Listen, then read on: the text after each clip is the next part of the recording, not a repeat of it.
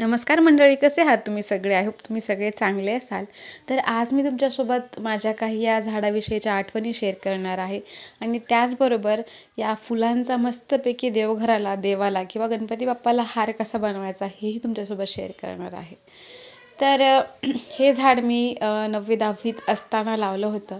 छोटीशी काडी आणली होती शेजारच्या काकूकडून आणि एकतर माझ्या हाताने झाड लागत नाहीत म्हणून एक काडी आणली आणि ती तशीच मी लावली. म्हणजे त्याला पानं देखील होते त्या काडीला. मग ती मातीमध्ये लावली, पाणी वगैरे रोज घालत होते मी आणि एक आशा होती हे झाड लागेल म्हणून, कारण माझ्या हातून झाड लागत नाहीत. बऱ्याच वेळा असं होतं. गुलाबाचं आणि मोगऱ्याचं तर नाहीच लागलं, आईच्या हाताने लागतात. तर पाणी घालत होते आणि ज्याला ती पानं होती त्या काडीला तर ती गळून गेली. मग मी खूप नाराज झाले. म्हटलं हे पण लागणार नाही बहुतेक, असं झालं.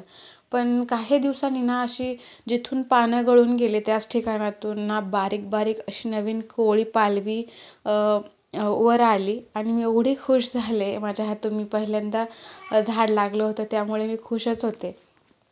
आणि मग ते झाड हळूहळू मोठं होत गेलं आणि जेव्हा त्याला पहिली कळी आली तेव्हा तर माझा आनंद गगनात मावेनासा झाला. खूप छान लाल जर्द असं एक दिवस त्याला फूल उमललं आणि मी ते फूल देव्हाऱ्यात ठेवलं होतं. खूप छान वाटलं होतं त्या दिवशी. मी लावलेलं पहिलं झाड ते मोठं झालं आणि त्याला फुलं लागली. तर मी आज तुमच्यासोबत म्हणजे ह्या आठवणी शेअर कराव्याशा वाटल्या. तर असा होता माझ्या काही झाडासोबतच्या आठवणी. तर मी हार बनवते. हा हार तुम्ही देवघराला किंवा गणपती बाप्पासाठी देवाला वाहू शकता किंवा देवासाठी बनवू शकता.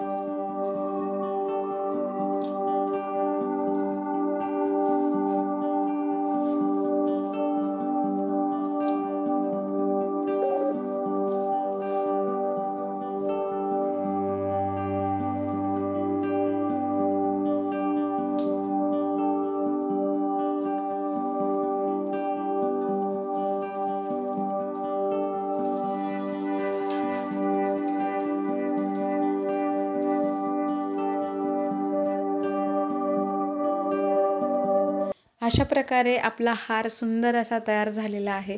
खूप सिंपल सोबर हार तयार झाला आहे. ह्याच्यात वेगळं काहीच केलेलं नाही. फक्त एकामागोमाग एक अशी फुलं ओवली होती मी आणि खूप सुंदर असा लाल जर्द फुलांचा हार बनून झाला होता. पांढऱ्या शुभ्र देव्हाऱ्यावर लाल जर्द फुलांचा हार अगदीच उठून दिसतो आणि कोणताही फुलांचा हार उठूनच दिसतो. तर मी तो बांधून घेतला आणि खरंच खूप छान दिसत होता. मी सांगितलेल्या माझ्या या झाडासोबतच्या आठवणी, एक्सपिरियन्स तुम्हाला कसा वाटला मला कमेंट बॉक्समध्ये सांगायला विसरू नका. हा हार कसा वाटला, याची ओवण्याची पद्धत ती पण मला सांगायला विसरू नका. तुम्ही तुमच्या आयुष्यात कोणतं पहिलं झाड लावलं आहे आणि ते मोठं झालं आहे हेही मला कमेंट करून नक्की सांगा. जर तुम्हाला हा व्हिडिओ आवडला असेल तर लाईक शेअर सबस्क्राईब करायला विसरू नका. पुन्हा भेटूया अशाच एका नवीन व्हिडिओसोबत. Bye bye.